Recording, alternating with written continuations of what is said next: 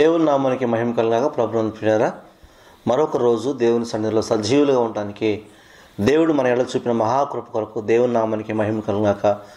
ఉదయకాల సమయంలో ఇలాగుండి దేవుని యొక్క నామాన్ని స్మరించుకుంటూ, దేవుని యొక్క నామాన్ని ధ్యానించుకుంటూ దేవుని యొక్క వాక్యాన్ని మనం వింటున్నామంటే నిజంగా దేవుడు మన ఎడల తన కృపను విస్తరింపచేసి మన ఆయుష్ని హెచ్చించేసిన కారణం చేతే ఈ రీతిగా మనం ప్రభువుని చూడగలుగుతున్నాం, ప్రభు మాటలు వినగలుగుతున్నాం. ఈరోజు దేవుని యొక్క వాక్యం మత్తయి సువార్త 5వ అధ్యాయం 8వ వచనం చదువుకుందాం. మత్తయి సువార్త 5వ అధ్యాయం 8వ వచనం.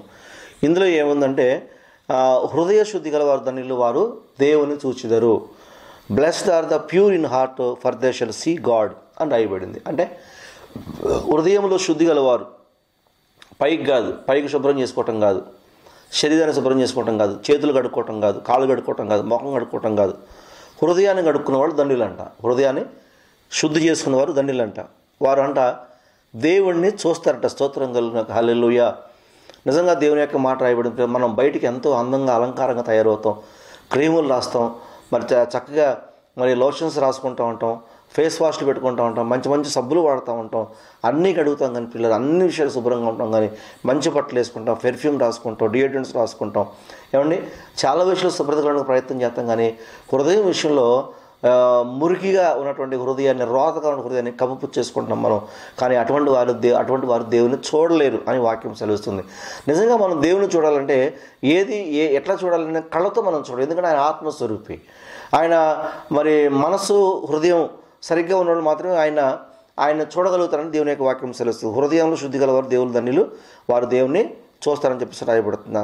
అపోస్తల కార్యాలు 15వ అధ్యాయం 9వ వచనం రాయబడుతున్న మాట ఏంటంటే, వారి హృదయములను విశ్వాసం వలన పవిత్రపరిచి మనకును వారికి ఏ భేదమైనను కనపరచలేదు అని చెప్పేసి అని దేవుని యొక్క వాక్యం రాయబడుతుంది. అసలు హృదయాల్ని ఎలాగూ శుద్ధి చేసుకుంటామంటే పిల్లరా, హృదయం శుద్ధి కావాలంటే దేని ద్వారా అవుతుందంటే విశ్వాసం ద్వారా శుద్ధి అవుతుందని చెప్పేసి అని దేవుని యొక్క వాక్యం దాని స్తోత్రం. Purifying their hearts by faith. విశ్వాసం ద్వారా హృదయం శుద్ధి చేయబడుతుంది, ప్యూరిఫై చేయబడుతుందంట. కాబట్టి పిల్లరా, మనం మరి దేవుని చూడాలి అని అంటే మనకు కావాల్సిన విషయం ఏంటంటే పిల్లరా, హృదయ శుద్ధి కలిగి ఉండాలి. హృదయ శుద్ధి ఎలా వస్తుందంటే విశ్వాసం ద్వారా వస్తుందని చెప్పేసి అని దేవుని యొక్క వాక్యం రాయబడుతుంది. దేవుని నామానికి మహిమ కలుగాక. అందుకే కీర్తనాకారుడు కీర్తనలో 51వ అధ్యాయం 10వ వచనం ఏమని చెప్తున్నాడంటే, దేవా నా యందు శుద్ధ హృదయము కలుగు చేయము, నా అంతరంగంలో స్థిరమైన మనసును నూతనంగా పుట్టించుము అని చెప్పేసి అని మాట్లాడుతున్నాడు. స్తోత్రం కలిగి ఏమంటాడండి, నా యందు శుద్ధ హృదయమును కలుగు చేయము, నా అంతరంగంలో స్థిరమైన మనసును నూతనంగా పుట్టించుము.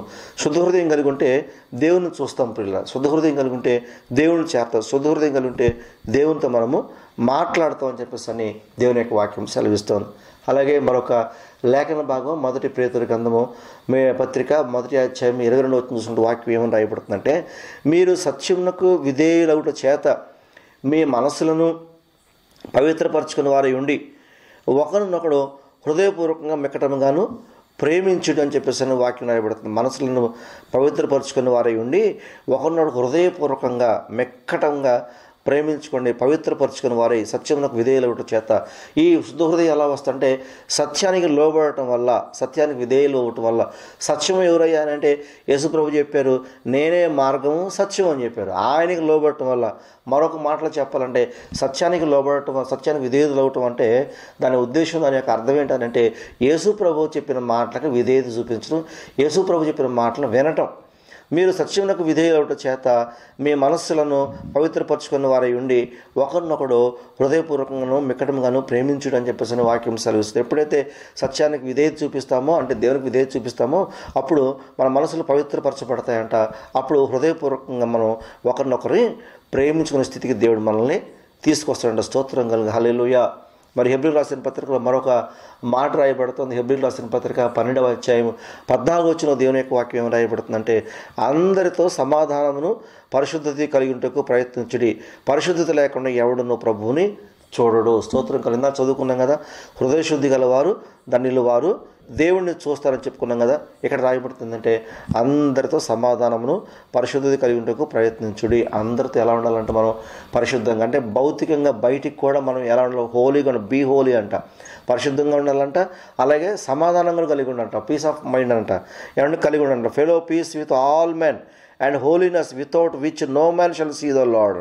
ఇలా సమాధానంగా ఉండకుండా ప్రజల ఎదుట పరిశుద్ధంగా ఉండకుండా, ప్రజల ఎదుట ఇష్టం వచ్చినట్టు ప్రవర్తించిన, ప్రజలతో సమాధానంగా ఉండలేకపోయినా వారంట ప్రభువుని చూడలేరంట. ఎందుకంటే దే ఆర్ నాట్ హోలీ. హల్లెలూయా.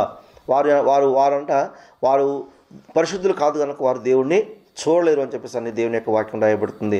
స్తోత్రం కలుగు. మరొక మాట కనుక మనం చూసినట్లయితే కీర్తనల గ్రంథం 24వ అధ్యాయము 4వ వచనంలో ఏమని రాయబడుతుందంటే, వ్యర్థమైన దాని యందు మనసు పెట్టకయు, కపటముగా ప్రమాణము చేయకయు, నిర్దోషమైన చేతులను శుద్ధమైన హృదయమును కలిగి ఉండివాడే. ఎవరయ్యా అయినారంటే, ఎవరు యెహోవా పర్వతమునకు ఎక్కదగిన వాడెవడో, అంటే దేవుని సన్నిధిలో ఆయన పరిశుద్ధ స్థలంలో నిలవదగిన వాడు ఎవడో అన్న మాటకి మరలా కీర్తనకారుడు కింద సమాధానం చెప్తున్నాడు. యెహోవా పర్వతానికి ఎక్కేది ఎవరయ్యా అని అంటే, ఆయన పరిశుద్ధ స్థలంలో నివాసం చేసేది ఎవరయ్యా అని అంటే, నిలువగలిగేది ఎవరయ్యా అని అంటే, వాళ్ళు వ్యర్థమైన దాని యందు మనసు పెట్టక, కపటమైన అబద్ధ ప్రమాణాలు చేయక, నిర్దోషమైన చేతులు, శుద్ధమైన హృదయమును కలిగి ఉండివారే అని చెప్పేసి అన్ని దేవుని యొక్క వాక్యం సెలవిస్తుంది. దేవుని నామానికి మహిమ కలుగునుగాక. నిజంగా ప్రియులారా, మరి దేవుని యొక్క సన్నిధిలో దేవుని యొక్క వాక్యము సెలవిస్తున్న మాటలు కనుక మనం పరిగణనలోకి తీసుకొని వాటిని నమ్మి వాటి ప్రకారం జీవించినట్లయితే మన జీవితాల్లో కొన్ని సూచకులు, అద్భుత క్రియలు మనం ఖచ్చితంగా చూస్తామని దేవుని యొక్క సేవకుడిగా మనం చేస్తూ ఉన్నాం. చివరిగా యాకోబు రాసిన పత్రిక 4:8 వచ్చిన దేవుని యొక్క వాక్యం ఏమని రాయబడుతుందంటే, దేవుని యొద్దకు రండి, అప్పుడు ఆయన మీ యొద్దకు వచ్చును. పాపులారా, మీ చేతులను శుభ్రం చేసుకోండి, దివమనస్కులారా మీ హృదయములను పరిశుద్ధపరచుకోండి. స్తోత్రం కలుగునక.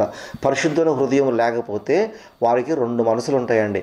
2 రకాలుగా ఆలోచిస్తారు, 2 రకాలుగా నడుస్తారు, 2 రకాలుగా జీవిస్తారు. వారు పైకి చేసే ఆలోచన ఒకటి, వాళ్ళ లోపలికి చేసేది ఆలోచన ఒకటి. అటువంటి హృదయం పరిశుద్ధమైంది కాదు.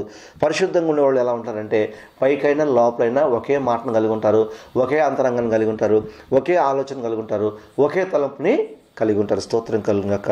కాబట్టి ఉదయకాల సమయంలో దేవుని యొక్క లేఖనాలు సెలవిచ్చినట్లుగా మనందరికీ దేవుడు హృదయంలో శుద్ధినిచ్చి, పవిత్రమైన హృదయాలనిచ్చి, ఆయన యొద్దకు నడిపించబడిన వారముగాను, ఆయన చూసే వారంగాను దేవుడు మన పట్ల జరిగించునుగాక. హృదయ శుద్ధి గల ధన్యులు వారు దేవుని చూచుదారు. దేవుడు మనకి హృదయంలో శుద్ధి చేసి ఆయన్ని చూసే భాగ్యాన్ని మనకి దయచేయనుగాక. కళ్ళు మూసుకుంటే ప్రార్థన చేసుకుందాం. ప్రియులారా, పరిశుద్ధుడా, ప్రేమగల తండ్రి, కృపగల దేవానికి స్తోత్రాలు ప్రభువా. మీ నామానికి మహిమ కలుగుగాక. ఉన్నవాడనవాడా మీ స్తుతులు స్తోత్రాలు చెల్లిస్తున్నాం తండ్రి. నీ వాక్యం సెలవిస్తుంది, ఉదయకాల సమయంలో హృదయ శుద్ధి గల వారు ధన్యులు వారు దేవుని చూచిదని వాక్యం సెలవిస్తుంది ప్రభా.